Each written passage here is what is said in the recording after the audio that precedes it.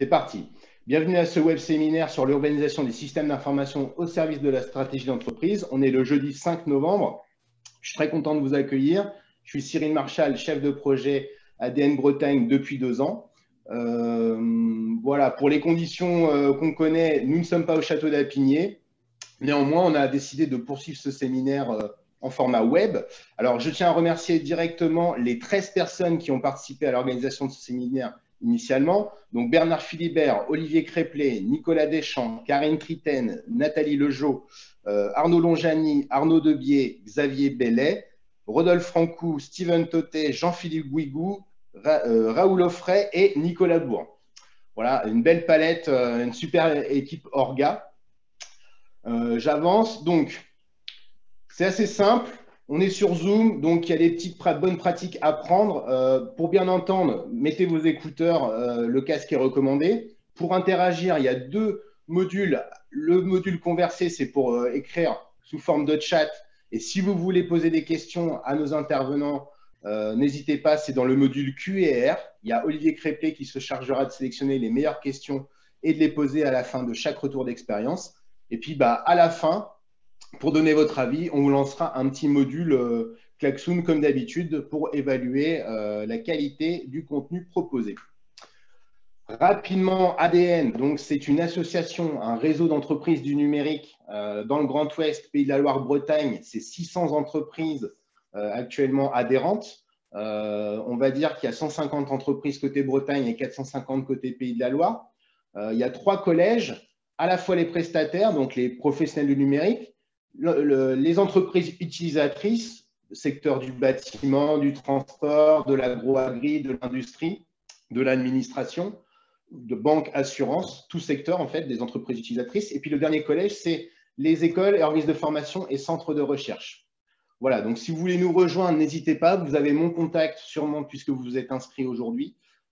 N'hésitez pas à nous rejoindre.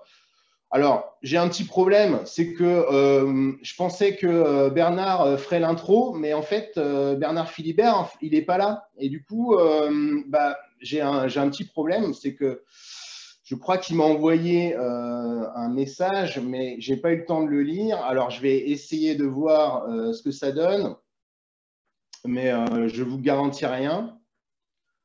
Bon. Allô Bernard, ouais, ça serait bien si tu pouvais introduire, parce que là, je suis un peu tout seul. Je ne sais pas, mais t'es où? Bah mince, il n'y a personne. Comment ça se fait qu'il n'y ait personne là? Attends, vous avez bien dit le 5 novembre, 9 h, Château d'Apigné? Il n'y a personne, c'est dingue ça. Ils sont où les gens?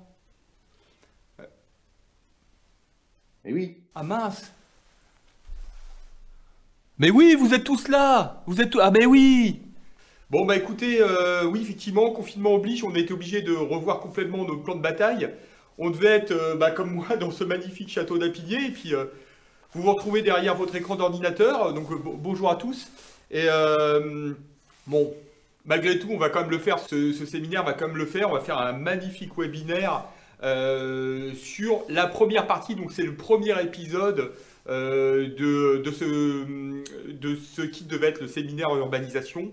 Donc ce premier webinaire va être un peu particulier par rapport à ce qu'on peut voir en général sur les sujets d'urbanisation. On ne va pas parler, absolument pas parler technique. On ne va pas parler d'infrastructure. On ne va pas parler d'application. Donc là, peut-être qu'un certain nombre d'entre vous vont être déçus, mais ça, ce sera le deuxième épisode. Par contre, on va parler stratégie, on va parler gouvernance et on va parler organisation. Et ça, c'est top. Nous sommes ensemble de 9 h jusqu'à 11 h avec 3 intervenants de qualité. Allez hop, c'est parti. Bon, ça c'est super, ça. On a l'information, Bernard. Oui, bonjour à tous. Ça y est, je suis revenu en endroit un peu plus calme. C'est mieux. Bonjour à tous. Merci d'être là. Donc, Nathalie, si vous pouviez mettre la caméra. Ouais. Donc, on a l'immense plaisir de recevoir Nathalie Lejeau, qui va se présenter incessamment sous peu pour une série de questions. Euh, je commence. Alors, l'idée, Nathalie, c'est d'abord, c'est qui êtes-vous et en quoi consiste l'activité de votre entreprise? Bien, tout d'abord, je voulais remercier ADN Ouest de m'avoir invité à ce webinaire. Qui je suis en fait accessoirement, je suis vétérinaire. Je suis vétérinaire de formation et aujourd'hui, j'occupe les fonctions de directrice générale de Centravet en fait, qui est l'entreprise que je représente. Nous sommes une coopérative vétérinaire. Nos clients sont nos actionnaires et donc nous sommes grossistes répartiteurs en médicaments vétérinaires et en aliments pour animaux de compagnie. Donc ça veut dire grossiste répartiteur en médicaments vétérinaires. Il y a une petite valence de traçabilité pharmaceutique qui est importante. D'autre part, nous sommes sur une zone de chalandise toute France. Notre siège social est à Dinan et nous opérons sur 7 sites de préparation de commandes. On a aujourd'hui 3800 structures vétérinaires en contrat actif. Et tous les jours, en fait, on livre à peu près 3200 cabinets vétérinaires sur toute la France. On a internalisé notre logistique en 2000. Donc, on est aussi transporteur en véhicule léger. Et en 2011, on s'est aussi lancé dans une nouvelle aventure. On est aussi éditeur de logiciels pour un logiciel de gestion des cabinets vétérinaires.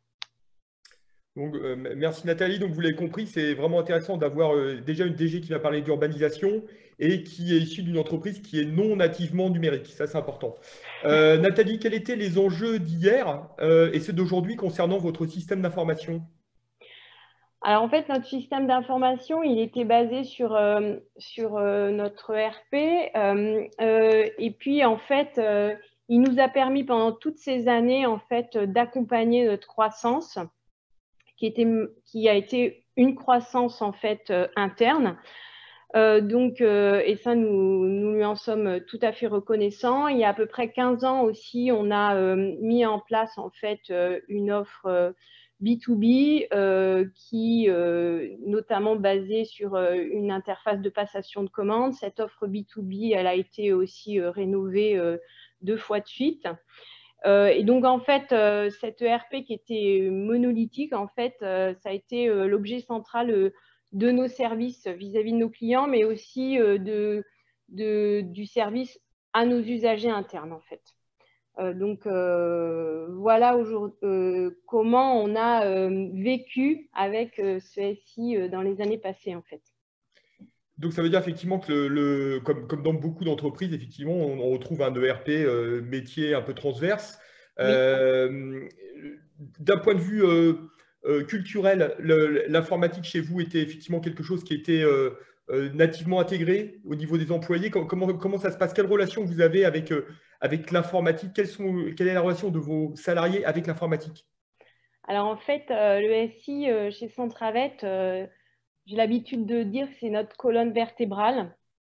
Il y a une très, très grande proximité entre notre SI et notre métier au quotidien. Les équipes de notre SI sont très portées vers le service client. Vraiment, voilà, sans jeu de mots, c'est vraiment notre ADN. Enfin, c'est vraiment notre ADN.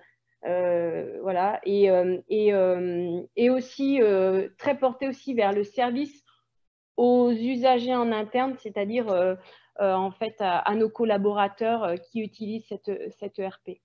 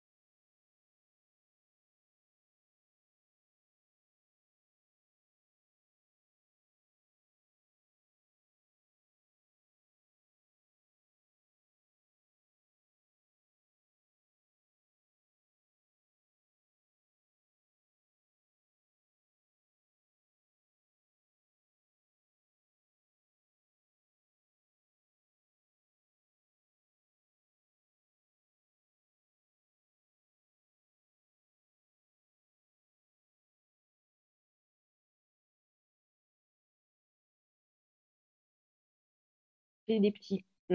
D'accord. Il me reste encore quelques minutes, j'en profite. Encore une question. Combien de temps vous vous êtes donné? Est-ce que vous vous êtes donné un objectif de deadline en disant, voilà, c'est sur 1 an, on doit cartographier toute la partie supply chain? Comment vous avez organisé ça en termes de deadline et d'objectifs? Alors en fait, on s'était donné en effet 1 année pour cartographier l'ensemble de notre métier. Par contre, en fait, ce travail en fait de cartographie et de la connaissance de la méthode, en fait, on l'a fait sur un projet quelque chose qui était cerné. Sur lequel on a travaillé avec plus d'intensité pour justement s'approprier la méthode et après la dupliquer à d'autres process de valeur et à d'autres schémas en fait. Ce qui était intéressant, c'était quand même de cerner dans le temps ce projet, sachant que on continue bien sûr à travailler dessus parce que en fait le business il continue à tourner quoi en fait. Donc au fur et à mesure il faut intégrer les opportunités du business dans ce travail d'urbanisation et la question c'est voilà, il y a un nouvel enjeu, il y a un nouveau projet, on l'intègre dans notre on le développe et on l'intègre dans notre ERP ou alors vraiment on s'inscrit dans le décommissionnement et on le fait avec cette volonté d'urbaniser quoi en fait. Donc ça continue à rouler, c'est toute la difficulté. Oui, donc il faut quand même le cerner dans le temps pour poser les choses quoi. D'accord. Ce que je retiens en tout cas, c'est que vous avez fait sur un périmètre réduit pour être autonome après. Oui. Dans la démarche. Oui, il ne faut pas que ça dure 3 ans, quoi. Mais en fait, on continue à le faire par petites touches parce que le projet, il est super ambitieux quand même. Hein. Bien sûr. Je vois le temps. On est bon, il est 9h41. Cyril, si tu veux reprendre la main, ou Bernard. Non, tu as encore un petit peu de temps, peut-être 1 ou 2 questions. Ah, j'ai encore un petit peu de temps. Eh ben, tant mieux. Justement, comment vous avez internalisé ensuite cette démarche? Donc, vous nous l'avez dit, vous avez été accompagné par des prestataires sur un périmètre plutôt réduit. Derrière, c'est maintenant la DSI totalement qui gère ce sujet de cartographie, de transformation, d'urbanisation, ou est-ce qu'il y a des profils, des nouveaux profils, je dirais, un peu hybrides, métiers, SI qui sont apparus? C'est ce qu'on voit de temps en temps dans certaines sociétés. Comment ça s'est organisé en fait sur cette partie maintenant, un peu en mode run quelque part? Alors en fait, je ne sais pas si des profils hybrides. Donc en fait, très très vite, on s'est rendu compte qu'il nous fallait un architecte. Donc en fait, on a dédié des ressources par rapport à ce profil architecte. Ensuite, on a aussi eu besoin de renforcer l'équipe d'API, on va dire, des collaborateurs en fait qui vont travailler justement sur ces liens et la coopération avec un écosystème externe à l'entreprise, des échanges. Je ne veux pas vous dire ce que c'est, l'APIisation, donc c'est pas à moi de vous l'apprendre. Donc voilà, c'est. Mais par contre, en effet, c'est la DSI qui est en charge en fait de l'organisation en fait des moyens et des ressources autour de ce projet, quoi. Très bien. Merci. En tout cas, il y a encore eu beaucoup de questions, mais on ne pourra pas toutes les traiter malheureusement. Je pense que j'ai essayé de synthétiser au maximum les différentes questions. Cyril ou Bernard, je vous laisse désormais la main. Alors, merci Nathalie. C'est moi qui reprends la main. Donc, en tout cas, merci beaucoup Nathalie. Merci à vous de votre invitation. Alors maintenant, je souhaitais vous parler. Alors, je ne sais pas si vous voyez bien. Vous voyez cet homme-là, là, c'est Melvin Conway. Alors, je ne sais pas si vous connaissez Melvin Conway. Alors, au premier abord, je me suis dit, tiens, est-ce que ce ne serait pas le sosie officiel de Franck Jarry? Donc Franck Zari, qui est le DG d'ADN, je me suis dit, tiens, il y a un peu de ça. Hein. Mais non, c'est pas ça. Alors je me suis dit aussi, est-ce que le petit Melvin, ce serait pas le fils caché de monsieur et madame à la cave? Bon, je vous la laisse, celle-là, elle n'est pas terrible, mais enfin bon, c'est pas ça non plus. Au final, Melvin Conway, c'est un gars qui a dit un truc assez intéressant, qui a dit que le SI était à l'image de l'organisation qu'il avait créée. Donc, effectivement, on va se poser la question avec Arnaud Debier, l'intervenant suivant, c'est en quoi les projets d'urbanisation du SI influent sur l'organisation. En quoi, finalement, ce projet d'urbanisation est peut-être avant tout un projet d'entreprise. Donc là, je laisse la main à Arnaud. Bonjour, merci Bernard de cette présentation souriante de Melvin Conway. Je me présente en 2 secondes. Arnaud Debier, j'interviens depuis une quinzaine d'années pour traiter les impacts des projets de transformation numérique et l'efficacité opérationnelle des équipes numériques. Je vais vous faire une présentation assez rapide de l'impact de l'urbanisation sur l'organisation. Je vois qu'il y a beaucoup de questions aujourd'hui et du coup, on va essayer de laisser de la place pour pouvoir échanger à l'issue de cette présentation. J'espère que vous voyez bien l'écran. Alors, ok. Et donc,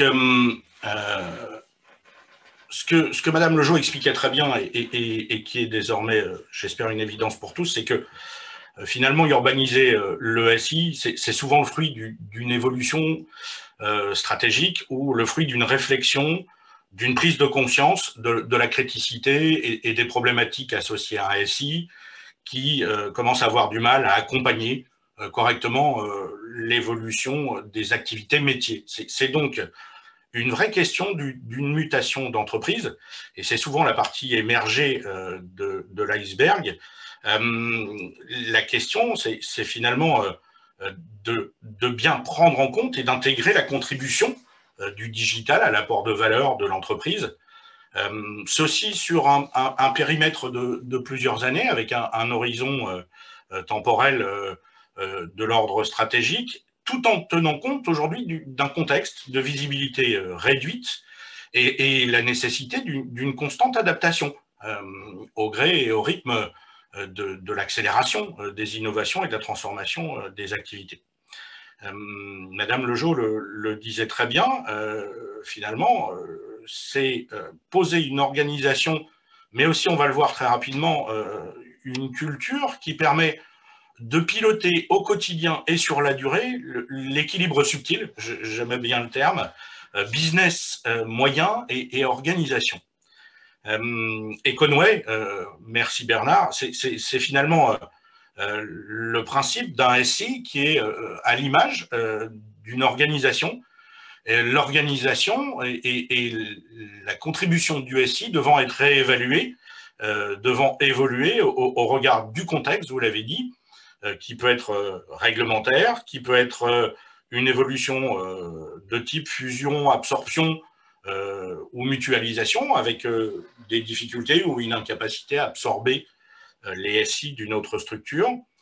Ça peut être également le fruit d'une réflexion, d'un déclencheur sur une incapacité à partager efficacement de la donnée au sein de plusieurs entités d'un même groupe, par exemple, avec des partenaires. Et puis aussi, parfois, c'est tout simplement le fruit de l'histoire lorsqu'on se retrouve avec de nombreux systèmes d'information posés les uns à côté des autres, et le fameux effet plat spaghetti bien connu, où lorsque l'on essaye de toucher à un des SI pour le faire évoluer, on se retrouve finalement à devoir gérer des impacts sur l'ensemble des composants du SI, et du coup, avec une très grande complexité et des risques essentiels. Donc, le premier impact de l'urbanisation, il faut bien le comprendre, c'est avant tout une évolution culturelle. L'idée, c'est bel et bien de poser la valeur et la problématique métier au cœur d'un SI globalisé, répondant fonctionnellement aux besoins des différents métiers. Et cela, ça sous-entend qu'à tous les étages de la fusée de l'entreprise, on positionne désormais la réflexion du client et de la valeur comme étant l'axe prioritaire de raisonnement autour de l'exécution des projets, de la transformation, et en incluant dans cette transformation, évidemment, l'évolution du SI, mais l'évolution des processus métiers qui sont finalement le résultat de la transformation stratégique. La deuxième question qui pointe aujourd'hui et qui est essentielle, c'est le positionnement de la data. J'irai rapidement sur ce sujet-là parce que dans les présentations suivantes, il va être abordé en détail et de manière bien plus riche que je pourrais le faire dans le temps imparti. Reste quand même qu'aujourd'hui, il est de notoriété publique que la data est devenue un enjeu et un patrimoine essentiel d'une entreprise et que poser ce sujet-là à l'échelle de l'entreprise, ça sous-entend de ne plus penser à un SI des données par métier. Et ça, c'est très important. Et puis enfin, aussi curieux que ça puisse paraître, on imagine souvent une démarche d'urbanisation lourde, structurelle, rigide, avec une visibilité à 3 ans.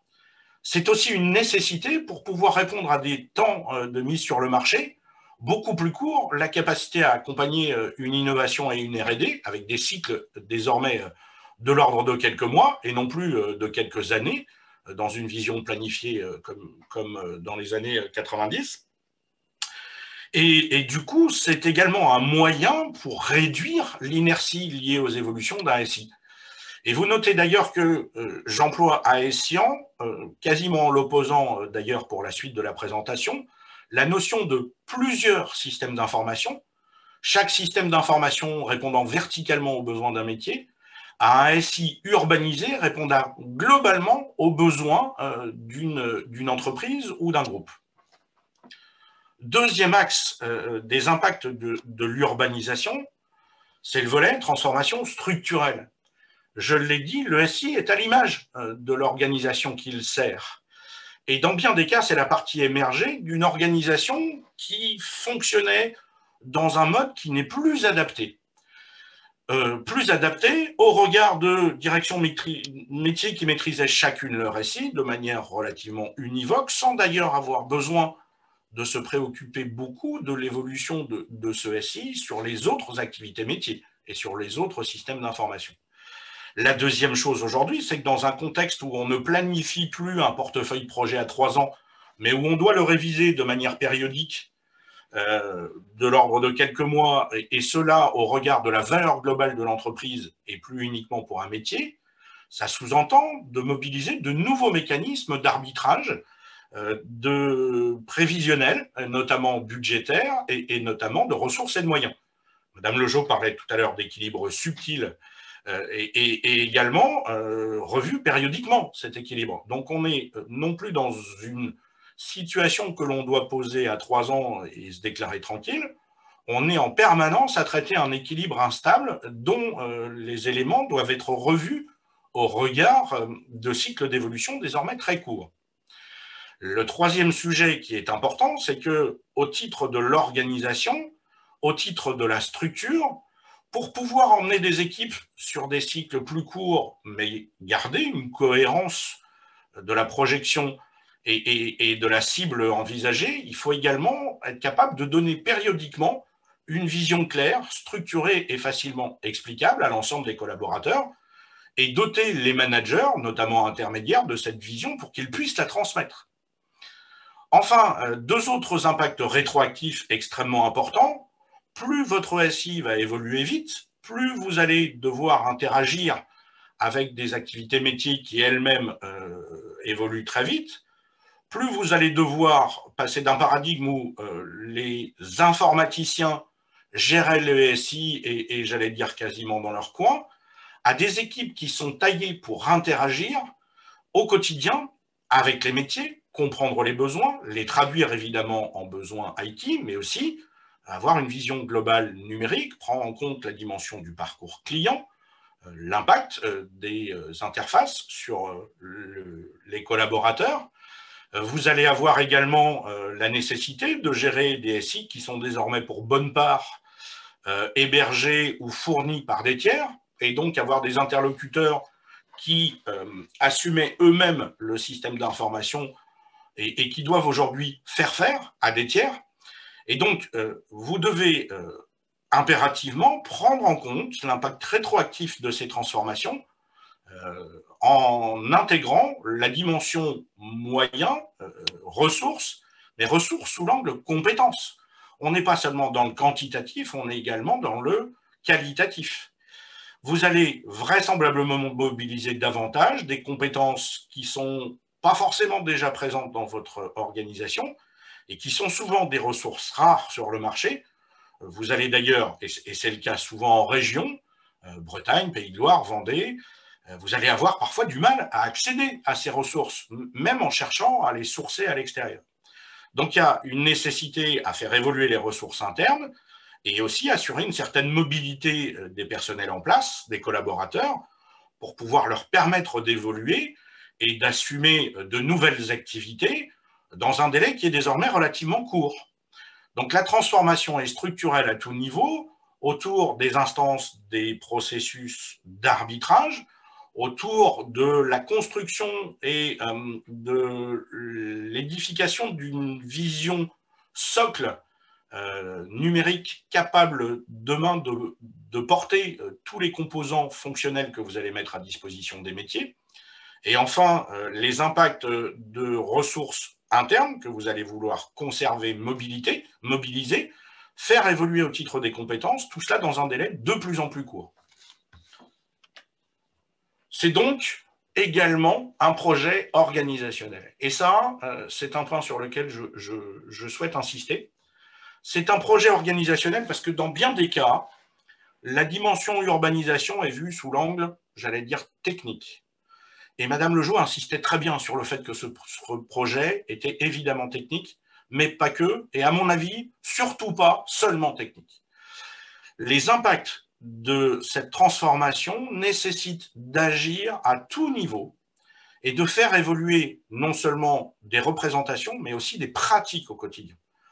Au niveau des métiers, il faut être capable de matérialiser des activités et des processus en cours de transformation, imaginer la cible, des étapes intermédiaires, parce qu'on ne peut pas systématiquement avoir une vision Big Bang dans laquelle on se dit du jour au lendemain, je transforme mon système d'information et ça va facilement se propager à l'ensemble de mes activités métiers.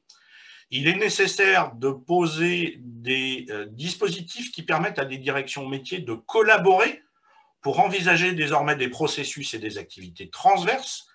Et même côté métier, il est nécessaire désormais d'activer des compétences qui n'étaient peut-être pas présentes jusqu'à présent, qui ne sont pas essentiellement numériques, mais qui sont des facilitateurs entre les équipes informatiques, IT, et les équipes métiers. On a aujourd'hui l'émergence d'un certain nombre de profils de type product owner, de type designer, UX/CX, de type d'interlocuteurs qui sont capables de concevoir une notion de représentation et de structuration d'un patrimoine informationnel pour l'ensemble des activités d'un groupe. Tous ces métiers sont désormais émergents et il va falloir imaginer assez rapidement comment gouverner ce dispositif et piloter l'évolution des compétences internes ou externes sur le sujet. Et enfin, c'était le dernier point exposé par Madame Lejeau et c'était très clair. L'idée, c'est pas de faire une photo à un instant T. Sinon, vous retombez dans le piège des organisations planifiées telles qu'on pouvait les connaître il y a 30 ans. Je dresse un plan à 3 ans, il est définitif, rigide, et finalement, pendant 3 ans, je n'ai aucune possibilité d'adapter au quotidien en fonction des besoins qui surgissent. Il faut poser un dispositif qui permette de réviser périodiquement la stratégie, les impacts sur les processus et les activités métiers, et du coup induire dans le pilotage des projets, des activités et des compétences les modifications ou les évolutions à un rythme beaucoup plus court que précédemment. Finalement, l'autre grand objectif d'une démarche d'urbanisation, c'est de ne pas s'arrêter au constat, de définir un plan de transformation avec l'ensemble des acteurs concernés par ces impacts et d'être capable d'accompagner cette démarche en faisant un processus opérationnel s'exécutant sur le long cours avec le bon niveau de pilotage. Il est donc nécessaire de mobiliser les fonctions et profils abordés par Madame Lejeau. Évidemment, la direction générale, en tant que sponsor, est essentielle. Les directions métiers qui vont être les arbitres de la valeur business et des priorités dans le cadre des évolutions, le responsable des services numériques et les équipes qui vont devoir s'adapter au rythme de l'évolution du système d'information et évidemment mettre en place les dispositifs d'interaction avec les métiers, mais aussi se doter des bonnes compétences au bon endroit et au bon moment. Et puis enfin, tous les acteurs qui sont à l'origine des déclencheurs structurels de ce type de transformation, le RSSI, l'acteur qui en général porte les questions de la sécurité et du réglementaire sur le système d'information.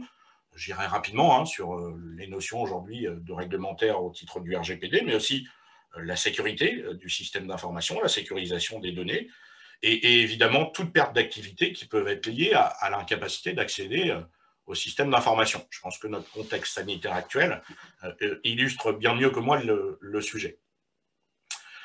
Vous avez donc en filigrane d'une démarche d'urbanisation un projet organisationnel, culturel et structurel. La question est du coup, en 5 minutes, de traiter les modalités du comment. Comment peut-on d'abord accompagner et soutenir un projet d'urbanisation et peut-être au-delà de transformation digitale, en prenant le sujet par les activités et les compétences. Les activités, évidemment, vous l'aurez compris, au regard des métiers et de la structure que l'on sert, et les compétences au regard des profils et des interlocuteurs qu'il va falloir mobiliser, tant côté métier que numérique, pour pouvoir propager les impacts de cette transformation à l'ensemble des étages de la fusée. Aujourd'hui, je mène dans les organisations l'accompagnement au changement des transformations digitales en partant des activités de la structure fonctionnelle d'une organisation pour porter les évolutions des systèmes d'information et propager ça tant sur l'organisation, instance, gouvernance, structuration des activités numériques que le positionnement des profils, des compétences et des collaborateurs dans une contribution globale et collective à cette transformation. Les missions que j'ai pu mener ont finalement pu, sur les années passées, illustrer un certain nombre de bénéfices. Ce qu'il faut bien comprendre, et Madame Lejeau l'expliquait très clairement, c'est que finalement, c'est un projet transversal qui doit avant tout être piloté au plus haut niveau, puisque la question centrale, c'est la valeur fournie au business et à l'entreprise. Et donc, les modalités de cette approche par les activités et les compétences génèrent des business, apports et gains concrets, on parlait de ROI tout à l'heure, au titre de la gouvernance et de la direction générale, visibilité, structuration des activités, raisonnement par la valeur, au titre du management des équipes, mobilisation des ressources internes, dynamique collective, cohérence des efforts et des contributions pour que l'ensemble des équipes se dirigent vers une même cible, une garantie de maîtrise et de niveau d'expertise. Dans bien des cas, les entreprises sont contraintes réglementairement à disposer d'un certain nombre de répondre à un certain nombre d'exigences. Je pense à la santé, je pense à l'agroalimentaire, je pense au monde de la banque assurance, etc., etc., etc. Il y a de nombreux sujets aujourd'hui où il est nécessaire de faire état au titre de processus qualité et réglementaire, d'expertise et de processus mis sous contrôle.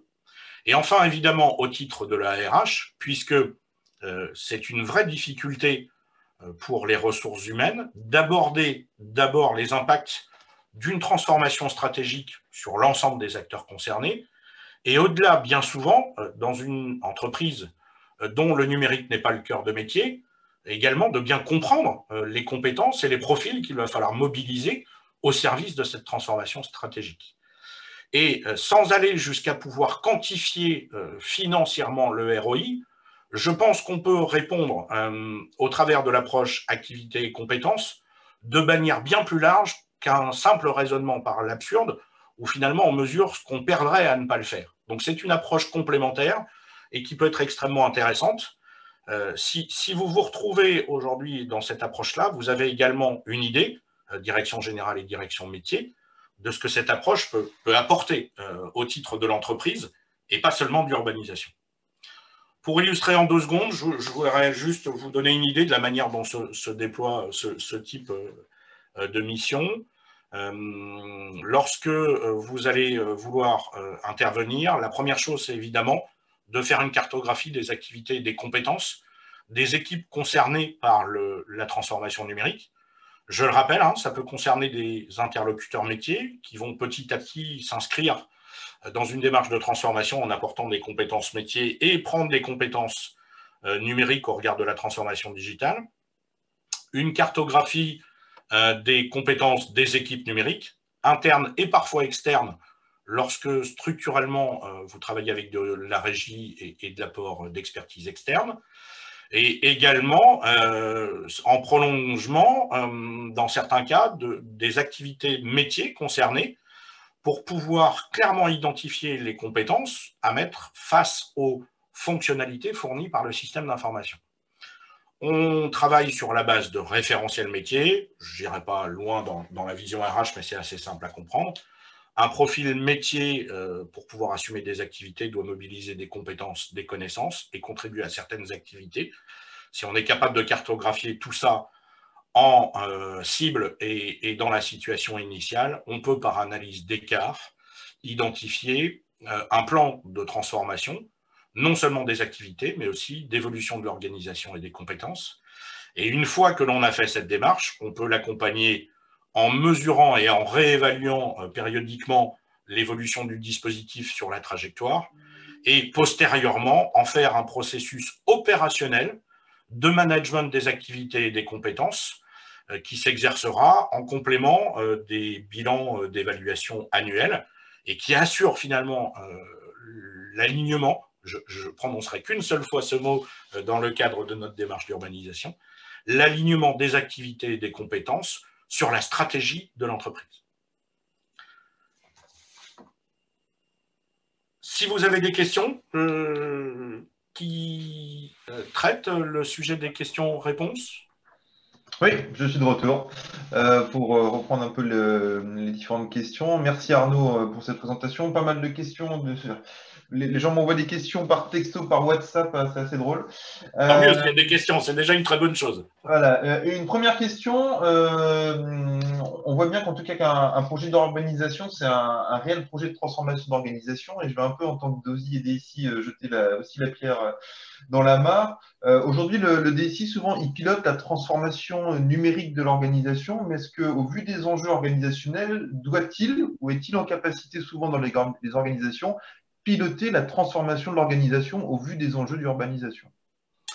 De mon point de vue, il peut y avoir différentes approches possibles, mais le modèle que j'ai vu fonctionner est un modèle où le positionnement de la valeur et des arbitrages ne peut être assumé que par des instances collégiales incluant les directions métiers qui ont la maîtrise de la valeur et la direction générale.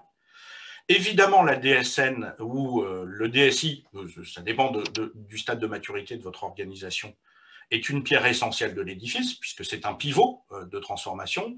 C'est également un rôle de conseil au regard de ce que l'on peut faire ou pas faire, et évidemment des impacts et de l'effort qu'il va falloir consentir pour pouvoir déployer une transformation ou des composants. J'insiste, quand je parle de l'effort, ce n'est pas la gêne occasionnée sur les équipes, hein. C'est la charge, c'est les coûts, c'est les risques, c'est la perte business temporaire, parce qu'évidemment, dans le cadre d'une transformation, en général, les activités opérationnelles doivent continuer à s'exercer, mais parfois en mode dégradé. Toute cette approche va être évidemment fournie par le DSI. En revanche, le DSI n'est pas le décideur, il est l'opérateur, si je peux me permettre, le chef d'orchestre. Et donc, de mon point de vue, le DSI est une pièce essentielle de l'édifice, mais plutôt au titre de l'animation, de la coordination et du pilotage qu'au titre de la décision. Finalement, c'est le bon acteur pour porter la réalisation, mais conformément à la feuille de route qui a été décidée. Et puis, je compléterai cet aspect par deux suggestions également d'acteurs pilotes essentiels dans cette démarche. Vous avez compris dès le départ l'impact sur les ressources, sur les collaborateurs, sur la compétence, sur les lacunes d'expertise. On sait très bien que dans ces projets, à court ou moyen terme, les RH vont être partie prenante du sujet. Moi, ma recommandation, c'est de les associer dès le départ au titre du pilotage, de la décision et des ateliers qui vont découler de cette démarche, parce que les impacts doivent être maîtrisés. Et je l'ai bien dit, dans la plupart des entreprises, les activités numériques ne sont pas le cœur de métier. Donc, a priori, les RH ne sont pas forcément à l'aise avec les profils et les compétences dont on peut avoir besoin dans ce contexte. Et puis, évidemment, le DAF, mais le DAF, pour moi, dans tous ces projets-là, est forcément une partie prenante, puisque sur la partie budget, prévisionnel, impact, au plus tôt il est au courant, au mieux il va pouvoir soutenir et financer la démarche. Alors, sans transition, je fais le lien avec une question qui vient d'arriver. Tu parlais de justement l'importance des ressources humaines, et c'est un vrai sujet. La question est la suivante. Comment je crée mon équipe socle quelque part, sur quel type de profil? Parce qu'on voit bien qu'il y a des compétences qui sont très difficiles à trouver, que ce soit dans les équipes DSI, dans les équipes métiers, ou même en recrutement ou en presta. Alors, comment je constitue cette équipe? Sur quel type de profil je peux me baser? Métier, technique, les deux, hybride, on en a parlé un petit peu tout à l'heure. Et comment je fédère pour les emmener sur ce sujet? Deux dimensions. La première, comme tout projet de transformation organisationnelle, ça doit être traité en mode projet, en réel projet. Nombre de démarches d'urbanisation, mais au-delà de transformation digitale, ont été des échecs parce qu'au moment de démarrer le projet, on s'est rendu compte que finalement, on avait traité que le volet technique, à la rigueur la formation des interlocuteurs métiers, mais que le réalignement organisationnel et structurel à l'échelle de l'entreprise a été complètement négligé. Et je ne parle pas de l'accompagnement au changement, alors que j'ai insisté sur le fait que c'était une transformation culturelle. Donc, très important de prendre le sujet sous tous ses axes dans le cadre d'un projet, avec un comité de pilotage de longue durée. Dans les très grosses structures, on a un comité stratégique, un comité de pilotage plus opérationnel. Et on doit vraiment considérer que le projet organisationnel, en sus de l'outillage et de la formation à la cartographie, comporte d'autres volets, au moins aussi essentiels, dont l'accompagnement au changement culturel, pouvant nécessiter de mettre en place du coaching, individuel ou collectif, et de faire intervenir des interlocuteurs qui assumeront la transformation culturelle. Je pense notamment, dans les cadres de démarches agilistes, à faire intervenir des spécialistes du pilotage agile. Non seulement dans le cadre des itérations des projets, le Scrum, etc., mais bien au-delà, dans la prise en compte de l'agilité au sein de la gouvernance même du dispositif. Deuxième point, si j'ai bien compris votre question, les profils qui vont contribuer à ça sont souvent aujourd'hui des profils qui correspondent à des métiers émergents. Je citais tout à l'heure un certain nombre de profils. La vraie question aujourd'hui, c'est de quoi on a besoin dans la théorie, qu'est-ce que je trouve dans les manuels finalement, si je prends le manuel de quoi j'aurai besoin, et puis après, retranscrit dans la réalité de mon contexte, situation géographique, capacité à financer des expertises, profil déjà présent dans mon organisation, comment je vais finalement reconstruire une vision de profil pragmatique et concret qui vont vraiment correspondre à ce que je peux faire et qui ne sont pas forcément exactement la définition des profils tels qu'on peut les voir dans le manuel.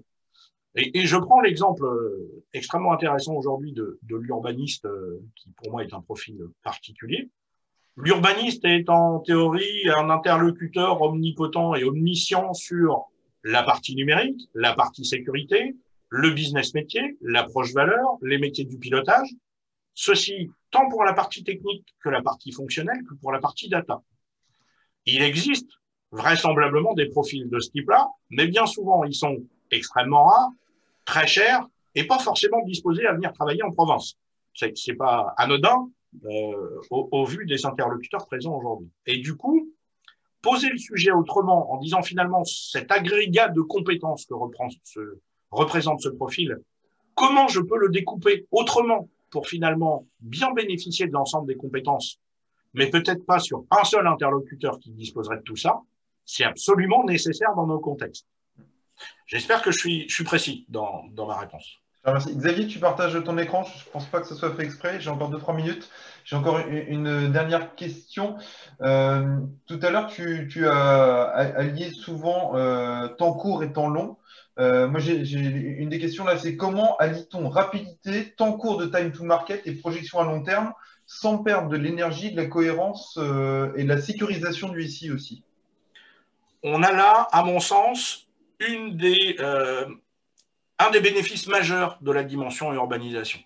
On voit trop souvent des plans projets, des portefeuilles projets qui considèrent que tous les projets sont les mêmes, doivent être traités de la même manière et avec les mêmes besoins.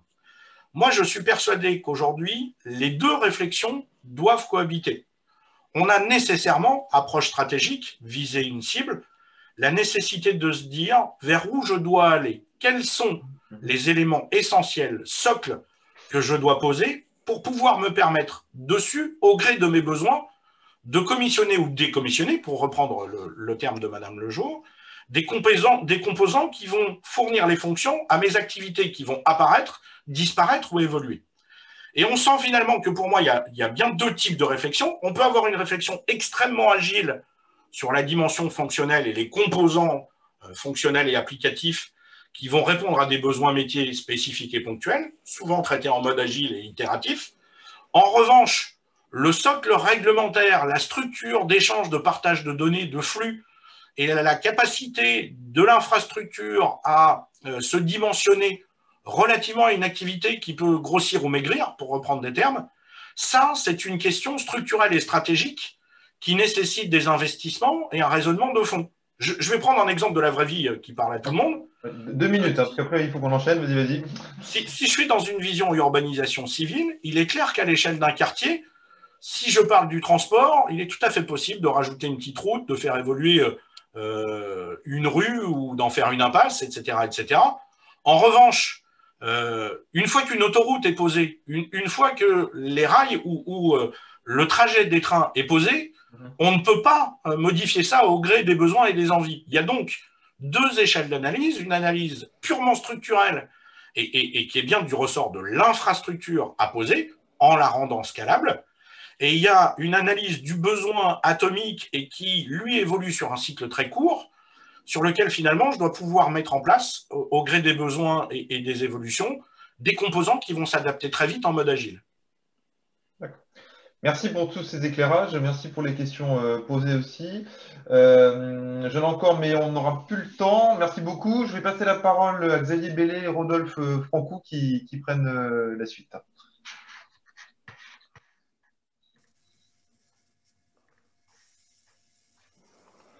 Bonjour à tous. Alors, vous m'entendez, c'est bon? Bonjour à tous. Oui, Oui, on vous Xavier, entend très Rodolphe, merveilleux. Effectivement, c'est Xavier et Rodolphe qui vont intervenir et je vais jouer le rôle de Bernard tout à l'heure, à savoir poser les questions qui se posent en revenant sur le thème spécifique de la data, puisque Arnaud l'a dit il y a quelques minutes, enfin, au début de sa présentation, l'une des évolutions à mettre en place, c'est rendre concrète la question de la data et du patrimoine informationnel, pour reprendre ces termes exacts. Et c'est ça que nous allons aborder au travers de cette dernière intervention avec Xavier Bellet et Rodolphe Francou, que je vais laisser se présenter maintenant, en commençant par toi, Xavier.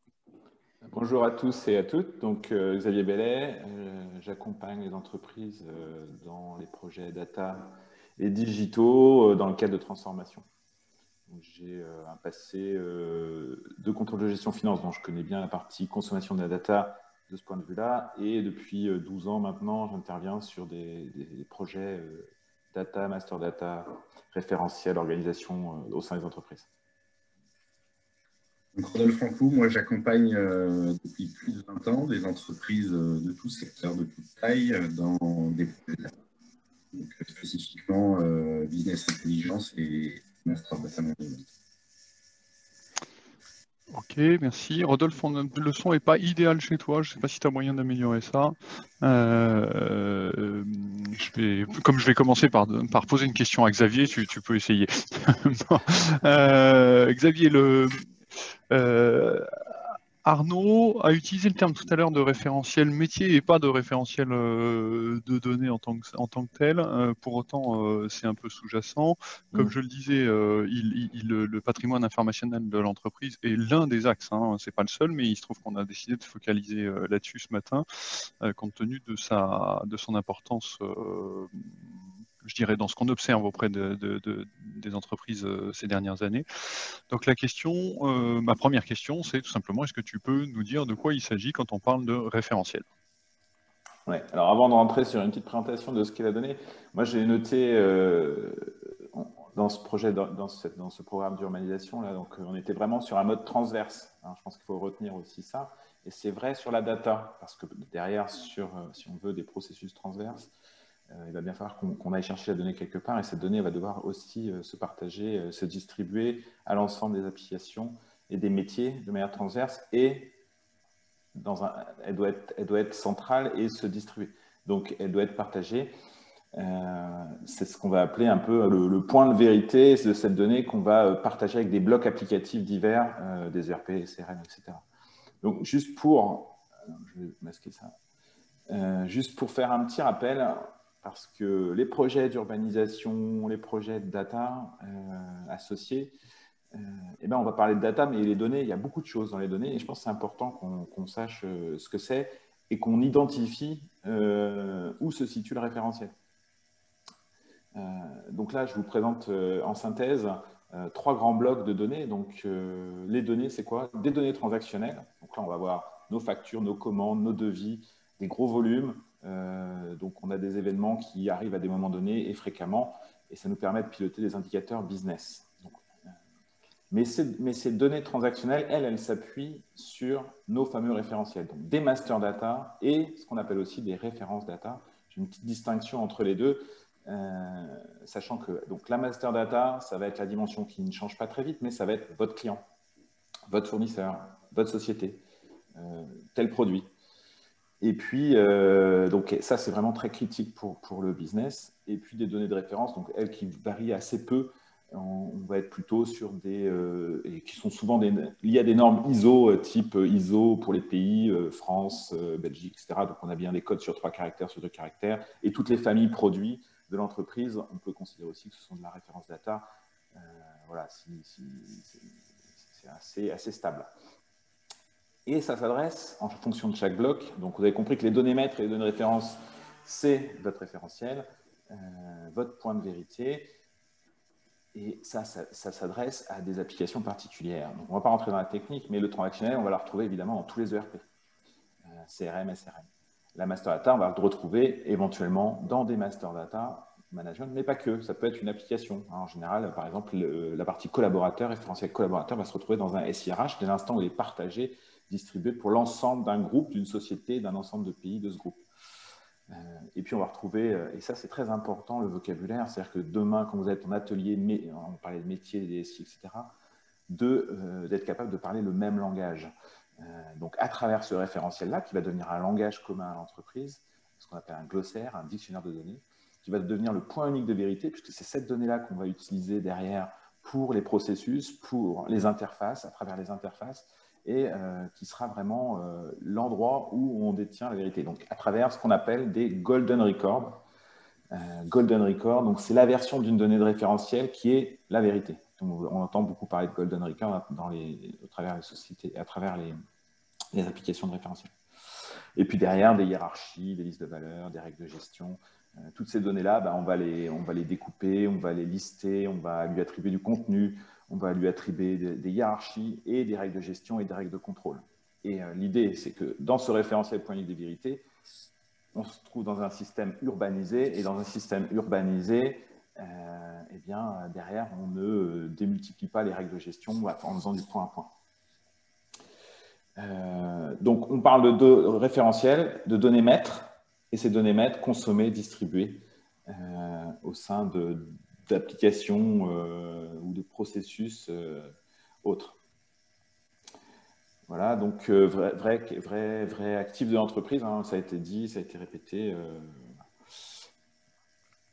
Donc voilà ce qu'on peut dire sur ce qu'est un référentiel aujourd'hui. D'accord. Rodolphe, pour continuer à creuser le sujet, quels sont les concepts métiers et techniques qui sont associés à cette notion de référentiel, en fait, que Xavier vient de nous décrire? Le sujet, il est porté par le point de vérité qu'a expliqué Xavier, hein, c'est de dire les concepts métiers majeurs, en fait, ils sont la modélisation des données référentielles et puis définir tout ce qui est cycle de vie, qualité de données et synchronisation autour de ces données référentielles. Ce qui est très intéressant, en fait, c'est de travailler autour des points, des 3 points, en fait, les points d'acquisition, le point de vérité et le point de consommation. Et ces 3 points, en fait, portent l'ensemble des concepts métiers.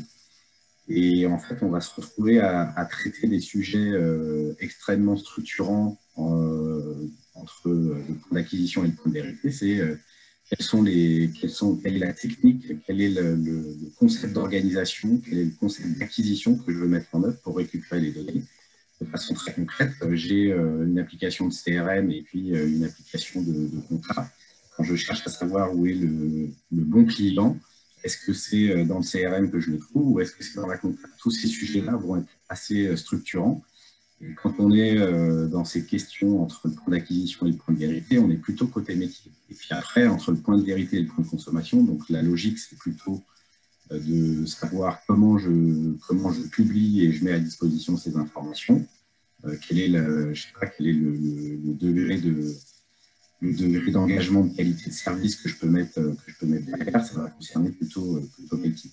Donc on voit bien, et je pense que ça a été plutôt bien dit par les intervenants précédents, qu'il y a un sujet de collaboration assez fort entre métier et IT autour de ces sujets. Je ne parle pas des concepts classiques métiers, on va dire, autour de la solution, qui sont le pilotage, la supervision, l'administration, qui sont assez standards.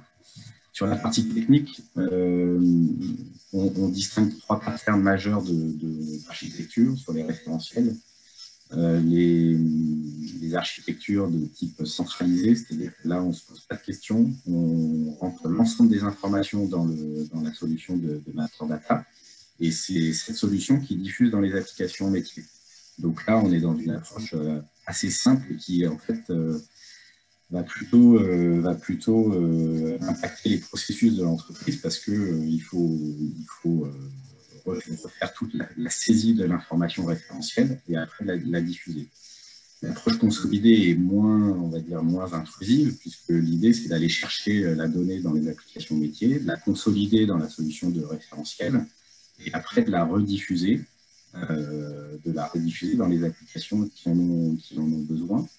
Et du coup, on a une approche, on va dire, cible, qui est le Graal de l'application de master data, qui est l'approche de synchronisation, c'est-à-dire qu'on va à la fois chercher les informations dans les applications métiers, mais on est capable, en temps réel, de les remettre à disposition après avoir fait un contrôle a priori des informations pour éviter les doublons.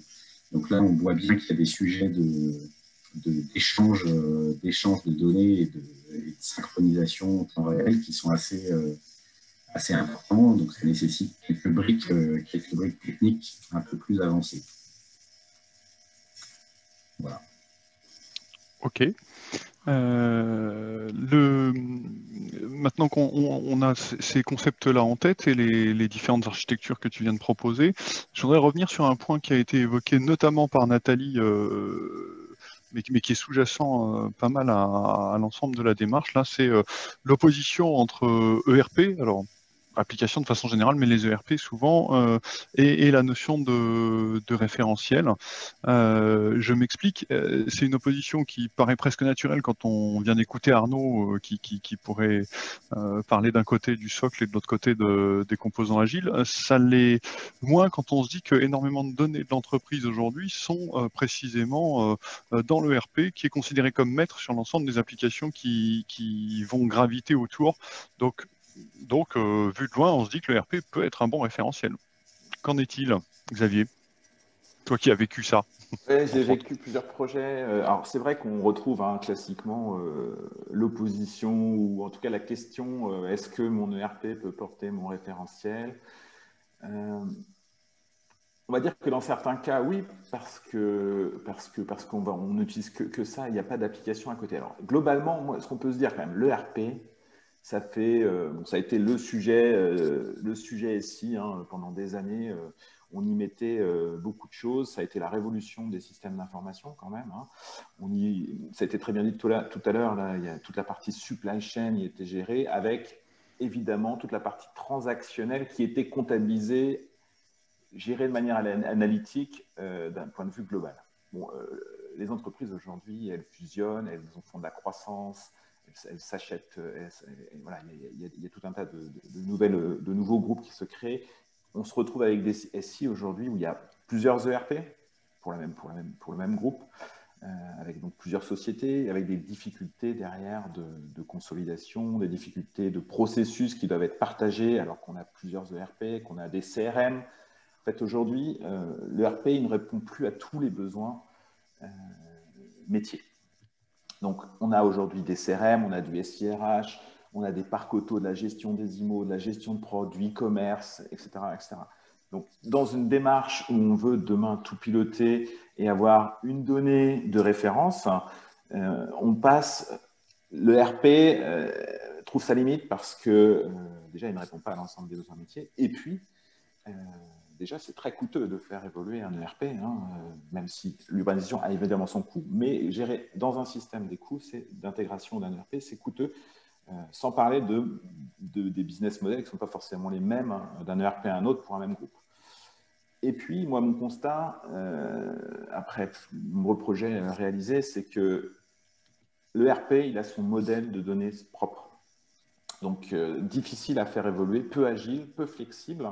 Il est vraiment orienté sur ce qu'il sait faire, mais pas forcément sur ce que le business demande, sur ce dont le métier a besoin. Donc, alors que dès l'instant où on passe plutôt dans un mode référentiel, avec les modèles de données sont beaucoup plus structurés, agiles, enfin beaucoup plus agiles, beaucoup plus flexibles, et on peut les modéliser plus facilement et plus rapidement. Donc, le RP, alors ça c'est ma vision, je suis un petit peu radical sur le sujet, pour moi c'est un carcan. C'est-à-dire qu'on s'y retrouve vite coincé et très vite, on a des coûts. Pour moi, ces investissements devraient être mis ailleurs. C'est-à-dire qu'ils devraient être mis plutôt dans cette urbanisation et ce référentiel, plutôt que d'investir trop fortement dans des ERP qui sont très bien pour ce qu'ils sont faits pour faire. On n'a pas dit que les ERP, c'était nul. Je ne dis pas ça. Je dis juste que ce n'est pas fait pour faire ça. Ok. C'est ma vision. Oui.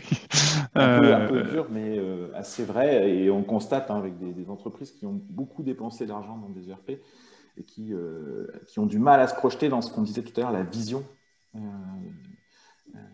et la conception sur des enjeux futurs auxquels l'ERP aujourd'hui ne sait pas répondre. Alors, on peut peut-être juste modérer par rapport à ça, lié à la taille de l'entreprise, c'est-à-dire ce que j'imagine, c'est qu'une petite entreprise dont le cœur de métier est couvert par l'ERP, ça suffit largement pour mettre en place une démarche d'urbanisation et de référentiel associé, parce que finalement, l'implanter référentiel dans l'ERP, s'il n'y a pas trop d'autres applications qui gravitent autour, c'est plutôt de bon sens. Après, c'est vrai que ce que vous disiez, c'est aujourd'hui la maturité des entreprises, tous sont passés à l'ERP et à la suite, et on fait qu'on se retrouve coincé si on veut mettre en place une démarche urbanisée et mise en place de référentiel. Oui, alors ce que tu dis, Rodolphe, appelle un commentaire. C'est-à-dire que peut-être la nuance. Alors, en tant que spécialiste du décisionnel, tu es bien placé pour savoir que faire du décisionnel directement sur des données de prod de transactionnel, c'est pas une super idée. Donc l'avantage du référentiel, c'est notamment de servir plusieurs dessins, alors, et notamment le décisionnel aussi bien que le transactionnel, on vient de l'évoquer. Le truc, c'est que, en fait, on parlait de Data Warehouse il y a déjà 25 ans. Le Data Warehouse n'est pas un référentiel, même si peut-être à certains moments ça a été, il a fait office d'eux. Où est-ce qu'on en est aujourd'hui du déploiement de la notion de référentiel en entreprise? Tu viens de le dire, certaines entreprises peuvent encore si ce n'est se contenter, en tout cas reposer essentiellement sur un backbone de type ERP ou applicatif, mais probablement ça ne va pas suffire au vu de tout ce qu'on a vu ce matin en termes de capacité d'adaptation à un business qui évolue en permanence. Donc la question c'est, il y a 25 ans, puis, enfin, on va dire dans les 20 dernières années, le décisionnel s'est franchement démocratisé. Où en est-on du référentiel par rapport à cette courbe de maturité, en clair?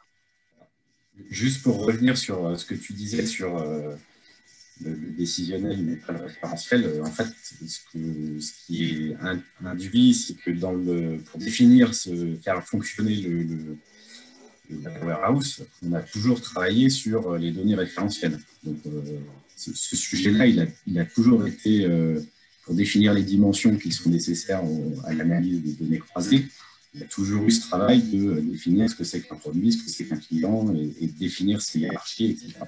Donc, on a beaucoup travaillé, en tout cas sur les sujets décisionnels, BI, beaucoup travaillé sur ces notions de référentiel. La différence avec le Master Data Management, on va dire, elle est vraiment liée au temps, c'est-à-dire à la synchronisation. On est vraiment sur le sujet de l'usage qu'on va faire du référentiel, il est uniquement pour l'analyse dans le cas du décisionnel. Pour le référentiel, dans le cas du master data, on est vraiment sur le fait d'urbaniser son système d'information et de partager à tout le système d'information la donnée référentielle. Donc il y a vraiment cette notion de temps et de synchronisation qui est importante. Sur ta deuxième question, l'état des lieux, c'est les projets référentiels ont démarré en tout cas en région, puisqu'on y est depuis 15 ans, en région ouest depuis 10 ans. Il y a une accélération assez forte à Paris, je pense.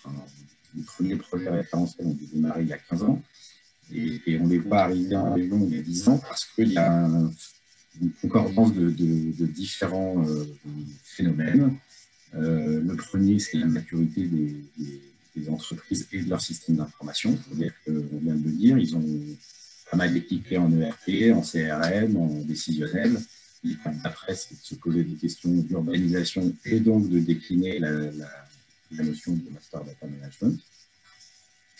Il y a aussi le fait que les technologies se sont adaptées au marché régional. Comme sur pas mal de sujets, les mastodontes arrivent avec des solutions qui ne sont pas adaptées. Il y a quelques nouveaux arrivants qui font sauter le marché et qui arrivent à comprendre la logique de ce qu'attendent nos entreprises en région, des solutions beaucoup plus simples à déployer et beaucoup plus adaptées en termes de positionnement commercial. Et puis, il y a les besoins métiers, c'est-à-dire que le sujet de ce qu'évoquait tout à l'heure Xavier, l'e-commerce, la vision 360, le CRM, tout ça sont des sujets qui amènent des réflexions autour de où sont mes données référentielles, comment je les consolide et comment je les mets à disposition. Donc moi, j'ai vu quelques gros sujets dans l'assurance, notamment arriver en 2010, là, sur des grosses réflexions de Big Bang SI, où le référentiel faisait partie des 12 chantiers. Il y avait deux chantiers complets sur le référentiel parmi les 12 chantiers pour urbaniser le système d'information de cette assurance. Et après, la démarche associée n'était pas forcément la bonne, parce que c'était des sujets sur 6 mois de cadrage, 1 an et demi de mise en œuvre. Donc là, on est très loin de l'agilité que l'on préconise aujourd'hui. Mais en tout cas, on a vu ces sujets-là arriver sur le marché. Donc aujourd'hui, je dirais qu'il y a il y a une maturité en fait, des entreprises locales à passer sur ces sujets-là parce que les différentes autres briques du SI ont été déployées. Et donc, ça vient naturellement dans les réflexions pour dire je vais répondre à des enjeux de digitalisation de mes services, d'urbanisation. Tout ça font que il y a une grosse maturité, une belle maturité en fait aujourd'hui pour passer sur ces sujets. Ok. Je rejoins un peu, juste pour, je rejoins Oui. Rodolphe, c'est-à-dire qu'il y a aussi des étapes qui peuvent se faire. C'est ça que ça veut dire aussi. Oui, en fait, ça donne l'impression que tel que tu le présentes en termes de temps de cadrage et de réalisation, Rodolphe, que pour reprendre les points d'Arnaud tout à l'heure, le référentiel est le socle qui va permettre l'agilité derrière. Enfin, c'en est un en tout cas. Donc le temps de cadrage initial du référentiel, lui, peut être relativement élevé. Il va pas se construire de façon agile en tant que tel, quoi. C'est ça. Tu voulais rajouter quelque chose, Xavier, ou... Non, je pense que okay. On parlera d'approche tout à l'heure. Alors, oui, donc pour continuer si ce n'est la comparaison, en tout cas le lien avec le décisionnel, hein, on a notamment en décisionnel posé les problématiques il y a bien longtemps de la qualité des données. Force est de constater que pour autant elle n'est pas encore toujours au rendez-vous. Est-ce qu'on peut espérer oui, je te vois rigoler, Xavier, mais ça arrive. On a déjà vu des entreprises dans lesquelles la qualité des données n'est pas tout à fait celle qu'on souhaiterait. Est-ce qu'on peut espérer que la mise en place des référentiels, tels que vous les présentez tous les deux, hein, c'est-à-dire qu'à un moment, pour avoir un point unique de vérité, on peut supposer que là, la qualité des données est au rendez-vous. Donc, est-ce qu'on peut espérer que la mise en place des référentiels va être un des moyens d'aboutir à cette qualité des données qui est quand même cruciale si on parle de données clients en particulier, même si c'est un exemple parmi d'autres, mais enfin, c'en est un. Oui. Donc, quand on rentre dans un projet de référentiel, ça veut dire qu'on va travailler sur quoi? La mise en place des référentiels, on va travailler sur ça a été évoqué par tout le monde, des processus métiers. Donc, on va bien définir comment on traite l'information à travers ces processus. On va parler donc comment on gère le cycle de vie de la donnée. Donc, on va un peu faire tomber les silos quand même et se mettre dans des modes plutôt centralisation et on va partager l'information. Donc, des processus communs. On va mettre en place des dictionnaires de données. C'est-à-dire qu'on va cartographier on a parlé tout à l'heure de cartographie des processus et d'applications, mais on va aussi cartographier la donnée.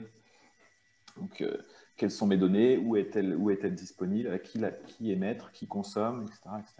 Donc, on va repasser sur la donnée. On va mettre en place un processus propre à la gouvernance des données. Au-delà des processus de cycle de vie de chaque référentiel, on a aussi le processus de gouvernance de la donnée. Donc, Arnaud en a pas mal parlé tout à l'heure, aussi, avec tous les acteurs. On va leur affecter des rôles, des responsabilités qu'ils vont devoir assumer, etc. Donc, ils vont devenir acteurs de la donnée. Donc, oui, logiquement, tout ça doit contribuer fortement à une forte amélioration de la donnée. Je rajouterai un point quand même dans ces projets. La qualité de la donnée est un des prérequis essentiels si on veut éviter le fameux effet que tout le monde connaît, garbage in, garbage out. Si on met une donnée défectueuse en entrée, elle sera aussi défectueuse en sortie. Donc, il y a un travail de nettoyage. S'il n'est pas déjà fait préalablement, tout dépend encore une fois du degré de maturité des entreprises, de ce qu'elles font au quotidien. Mais c'est important que ce genre de nettoyage se fasse avant de migrer et ensuite devienne une bonne pratique. Mais dans ces projets-là, oui, on améliore fortement la qualité des données. Après, le sujet autour de la qualité de données, il est extrêmement important et Xavier l'a dit, c'est à la fois un prérequis et en fait un objectif aussi de la mise en place des données référentielles. Ça doit servir aussi la qualité globale des données.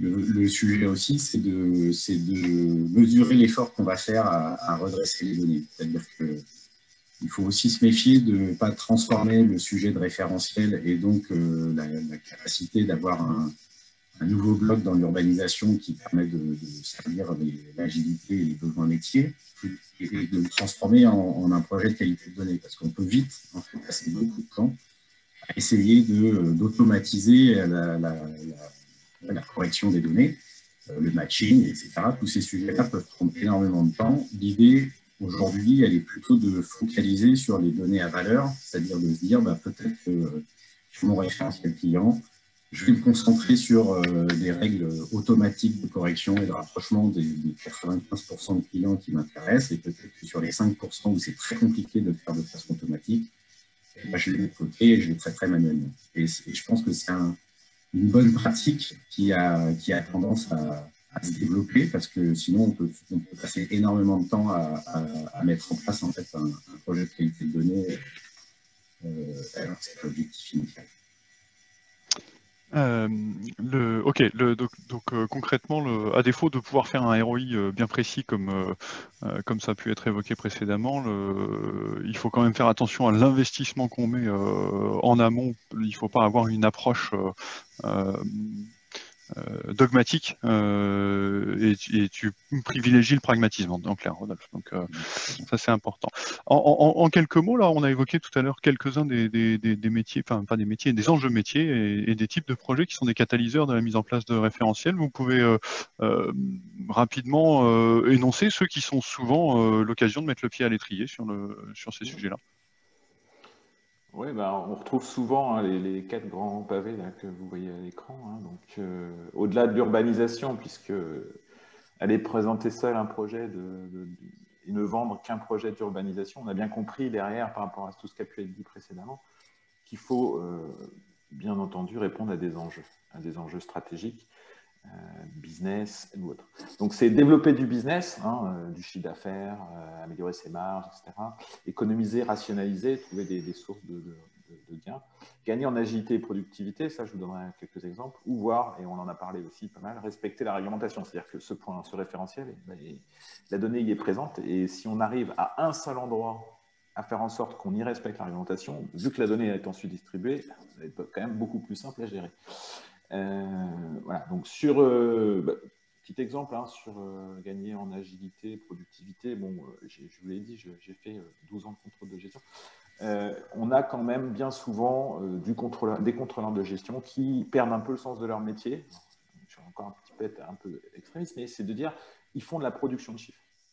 On fait de la production et on ne les analyse plus, et le contrôle de gestion ou la finance sont de moins en moins, en tout cas pas à la hauteur de ce qui devrait être, partenaires des métiers. Et pourquoi? Parce qu'ils se retrouvent, quand ils ne sont pas dans des systèmes relativement urbanisés, qui restent dans des silos, ils font du Excel. Ils prennent des données là où elles sont, ils font leur propre référentiel. Combien de sociétés ont leur propre référentiel Excel quelque part, maîtrisé par 1 ou 2 personnes. Donc voilà, on peut gagner en productivité, en agilité, en partageant ce référentiel, en l'aidant à automatiser, industrialiser toute la production des entrepôts données pour la BI. Et puis voilà, donc derrière, et à améliorer toutes nos interfaces avec des flux qui viennent gagner sur la donnée. Donc, derrière, un temps considérable possible gagné par le contrôle de gestion et sur les ressources équipes avec une vraie valeur orientée sur leur métier, c'est-à-dire faire de l'analyse du business. Voilà l'exemple que je peux vous donner qui me parle. Ok. Alors, on me fait des signaux de fumée pour me dire que on a trop de choses à dire, en fait. Donc, qu'il y a plein de questions qui arrivent, surtout. Donc, l'exercice que j'ai envie de vous proposer, c'est traiter à la fois le qui fait quoi, parce que c'est une des questions qui est posée, de toute façon. C'est quand même quels outils est-ce qu'il faut se faire accompagner, et de sauter à la conclusion et de faire ça en 2 minutes. Donc Rodolphe, probablement sur comment on fait un projet de type référentiel, avec quels outils, faut-il se faire accompagner, et Xavier pour conclure rapidement sur la gouvernance que Arnaud a déjà évoqué en partie sur les projets d'urbanisation de façon générale. Donc ça, très rapidement. Oui, il y a des spécificités, on est d'accord. Très rapidement, l'idée, c'est en effet on l'évoquait sur le cadrage. Je pense que l'accompagnement est indispensable parce que ça permet de focaliser les sujets métiers et IT, et de faire discuter des intervenants qui n'ont pas toujours l'habitude de travailler ensemble sur ces sujets-là. Il y a un vrai sujet de positionnement de la solution techno. Et je pense que c'est intéressant d'être accompagné sur cette phase de cadrage, en fait, qui va permettre d'arriver aucun projet. Sur l'implémentation du projet, c'est des technologies qui permettent d'identifier assez rapidement si on a des compétences ou pas en interne, ce n'est pas nécessaire. Par contre, le cadrage est indispensable. Oui, tu parlais de Master Data Management tout à l'heure en particulier. Enfin, ce n'est pas des outils qui sont complètement anodins. Ouais. Okay. Je vais vite. Hein, oui, tout à fait. Ok. Xavier? Ok. Donc, bon, je vais pas revenir sur tout ce qui a été dit. Donc, gouvernance de référentiel, bon, on trouve évidemment des acteurs. Hein. On a parlé de... Moi, je classifierais en trois grandes parties, tout ce qui est stratégique, tout ce qui est exécutif et tout ce qui est opérationnel. Donc, pour la gestion des référentiels, on va retrouver bien évidemment c'est quoi les enjeux et c'est qui arbitre. Donc, on a forcément un DG avec son COMEX ou son CODIR. Alors, évidemment, on va voir en fonction de la maturité et de la taille de l'entreprise. Hein. On peut avoir à très grand niveau un directeur de la transformation qui va travailler en binôme avec un DSI. Et derrière, on va retrouver les grands sujets, ce qu'on trouve des animateurs de données. Moi, j'aime pas trop le mot propriétaire, hein, on les appelle propriétaires souvent, mais personne n'est vraiment propriétaire en tant que tel. Hein, si on prend le client, le service client, le marketing, le commercial, voilà, tous ces gens-là, ils travaillent pour le client. Donc, mais qui est vraiment propriétaire? Donc, c'est plutôt de l'animation. Et puis, on a parlé d'architecte. Donc, évidemment, architecture, c'est très important. Cartographier les interfaces, les applications, les flux de données. Sur la partie opérationnelle, on va voir le coordinateur des données, qui peut être aussi l'animateur, en fonction des tailles d'entreprise, et qui va être très proche des utilisateurs et faire le lien utilisateur vers l'exécutif. Et puis, les opérations techniques, donc on a du data flux, on a parlé d'interfaces, il va falloir les maîtriser et superviser ces interfaces. Ça va être plus simple à partir d'une urbanisation, mais il va falloir des gens qui font de l'API, du web service, de l'ETL, etc. Donc, voilà pour les grands acteurs. Et puis, derrière, il va falloir bien déterminer qui lead. Qui lead tout ça? Est-ce que c'est le directeur de la transfo? Est-ce que c'est le DSI? Est-ce que c'est le DG qui fait office 2 en fonction de la taille de l'entreprise? On peut avoir plein de solutions. Ça, c'est très important d'éviter les conflits, en tout cas d'avoir des gens qui savent arbitrer. Donc là, on est plutôt sur ce genre de fonction de gouvernance. Donc là, je ne vais pas aller plus loin. J'aurais pu aller plus loin. Et en tout cas, s'il y a des questions plus tard, je n'ai pas de souci à y répondre sur en détail que font ces gens. Voilà. Donc, je pense qu'on peut rester là-dessus. Après, sur les projets, rapidement, moi, j'ai noté, et je pense que tout le monde l'a noté, hein, c'est des périmètres avec des enjeux sur un lotissement, les petits pas, faire de l'agilité, ne pas vouloir tout faire tout de suite. Démontrer, remontrer, sans avoir à faire, défaire, etc. Donc, c'est vraiment, parce que c'est un projet qui en cible peut être un énorme projet. Par contre, il y a plein de choses qui peuvent se faire avec des enjeux auxquels on peut répondre très rapidement. Mais il y a un gros travail avec le métier et c'est vraiment un travail métier DSI, DG. Ok. Ça me permet d'arriver parce qu'il y a beaucoup. J'allais te donner la parole, Olivier. Et voilà, je fais un peu mon animateur de questions. Plein de questions. Une première question très pragmatique. Moi, voilà, je suis une petite PME. J'ai un prestataire qui arrive et qui me dit, voilà, moi, je vais vous brancher un outil de DataVis. Arrêtez, vous embêtez pas, car référentiel, c'est pas la peine. Il a raison, il a tort. Qu'est-ce que je fais? J'avance pas. Comment S'il vous dit un DataVis, c'est qu'il n'a pas tout compris. Mais oui, il faut se poser des questions. Dans la DataVis, on est vraiment sur la partie très, très aval du sujet, donc la capacité à montrer les données. Là, on est vraiment sur un autre sujet qui est de dire j'ai besoin d'avoir un outil qui me permette d'acquérir et de consolider, de transformer et de diffuser. Donc, on est plutôt sur des outils d'échange et de transformation de données.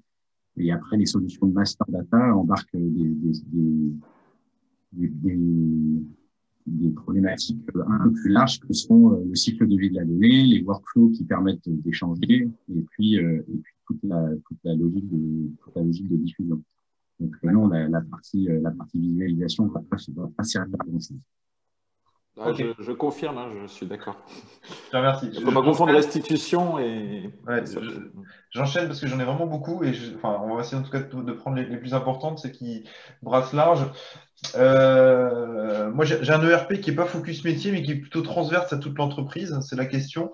Comment je fais pour évoluer les choses? C'est quoi la première étape pour aller justement sur ce que vous dites?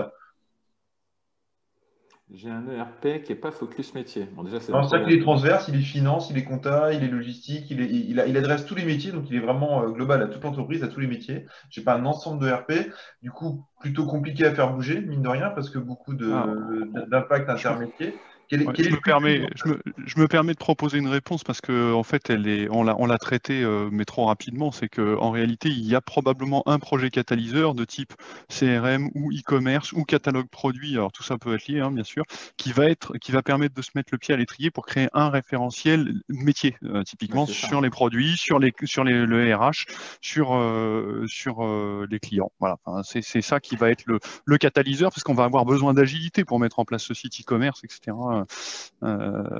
Oui, et puis omnicanal, je devrais dire. C'est une bonne manière de commencer un projet de référentiel master data, c'est de commencer vraiment par un référentiel, celui qui est clé dans un projet. D'accord. Alors, dernière question, et après je vous laisse la main, mais qui n'est pas des moindres. Voilà, moi j'ai entamé la personne a entamé une démarche de référentiel, elle a un référentiel qui tient la route, etc. Sauf qu'elle se rend compte aujourd'hui qu'elle doit accélérer le time to market, qu'elle doit être beaucoup plus agile, qu'elle doit avancer de plus en plus vite. Comment faire évoluer ce référentiel, je dirais, au quotidien, sans avoir des impacts dans tous les tableaux de bord, dans tout le SI, dans tous les API? C'est une super synthèse de tout le séminaire, non? Oui, c'est compliqué. Il faut surtout, faut être organisé. Faut avoir on a parlé tout à l'heure, Arnaud en a parlé de compétences, des gens à la bonne place, de tierce maintenance applicative, pourquoi pas, s'il faut de l'expertise ou des gens qui sont réactifs pour faire évoluer des modèles. Mais oui, dès qu'on va bouger les choses, si on les bouge trop fortement, ça a des impacts. Et on a parlé de ça, la cartographie, l'analyse d'impact. Il me faut une carto, il me faut un architecte, il faut être capable de faire une analyse d'impact très rapide pour pouvoir mettre en œuvre des solutions très rapides. Et pour conclure, ça a été évoqué tout à l'heure aussi, le sponsoring DG n'est pas une option. C'est-à-dire que dans ce genre de sujet, pour répondre à ta question, Olivier, si on a un sponsor DG qui est fort, il est au courant que le time to market est important pour sa boîte et il aligne les différentes fonctions à la fois métier et IT pour que ça suive. Si c'est qu'une initiative métier ou qu'une initiative IT, c'est vrai que ça va être compliqué. Voilà. C'est hyper important. Donc, j'ai mon oreillette là qui s'appelle Siri qui arrête pas de me dire on dépasse. Je fais juste la gouvernance est majeure. C'est-à-dire que dès l'instant où j'ai une évolution, un nouveau projet qui rentre, comment je le traite de façon, le time to market, est-ce que j'ai 10 besoins opérationnels, c'est des choses qui arrivent comme des cheveux sur la soupe, ou est-ce que j'ai un vrai schéma directeur avec 80% et le reste opérationnel et je sais traiter? Ce que disait Nathalie au début. Exactement. Je passe. Merci messieurs. En tout cas, c'est très riche et très intéressant. Merci pour toutes les questions. Je passe la main à Bernard. Oui, merci. Alors pour conclure, effectivement, on a vu 3 interventions très complémentaires. Alors la première, effectivement, avec Nathalie Lejeau, qui a mis le doigt sur l'importance du CODIR dans les projets d'urbanisation, la gouvernance, le sponsoring, ça c'est primordial, tout le monde en a parlé. Après, Arnaud qui a mis le doigt plutôt sur le dire que un projet d'urbanisation, c'est avant tout un projet d'entreprise et d'organisation, RH, on en a aussi parlé. Et enfin, ces messieurs qui ont parlé de cette tor noire du 21e siècle, de la data, mais c'est un sous-ensemble de l'urbanisation, donc comment on la traite efficacement pour en tirer de la valeur. Tout ça, c'était les trois interventions de l'épisode 1. Maintenant, on se focus sur l'épisode 2. Alors, il va falloir… Attends 2 secondes, Bernard, je me permets, je vais lancer le klaxon comme ça pendant ce temps-là. Après, tu vas nous expliquer l'épisode 2. Vas-y. Merci à tout le monde, aux intervenants. Certains ont dû nous quitter. On était 80 au pic et on était un bon 70 quasiment tout du long. Le klaxon, c'est très simple. Avec votre smartphone, sur klaxon.com, vous notez ce code et on vous pose une question, de commenter et de noter ce web séminaire. Merci à vous et je laisse la parole à Bernard pour l'épisode 2. Donc l'épisode 2, autant l'épisode 1, on avait une orientation comité de direction, DG, DSI, on parle de stratégie, de gouvernance, etc. Là, l'épisode 2, on va être sur quelque chose qui est beaucoup plus technique et méthodologique. On va mettre en place des ateliers. Alors, on va voir comment on s'organise, confinement, pas confinement, déconfinement, bon bref.